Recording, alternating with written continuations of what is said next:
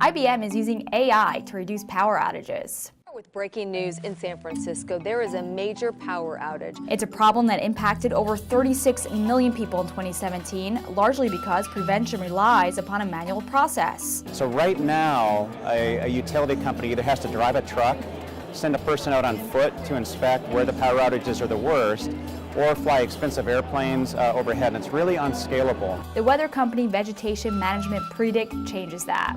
So this makes use of satellite imaging, artificial intelligence, IoT sensor data, weather data, to be able to all at once, immediately across an entire utility's territory, know what is the state of vegetation and where is it the worst, meaning where should we do something about it right now. And that's just the beginning. IBM says this technology can help with grid reliability, storm management, and wildfire prevention. Right now, it's really probably the biggest budget spend that an operational utility has is to spend money making sure that vegetation is cleared away from power lines. And we'll be looking for our partner channel to really help us to scale that out as we roll this out into the industry. For more coverage, be sure to head to CRN.com. I'm Diana Blass, reporting for CRN TV.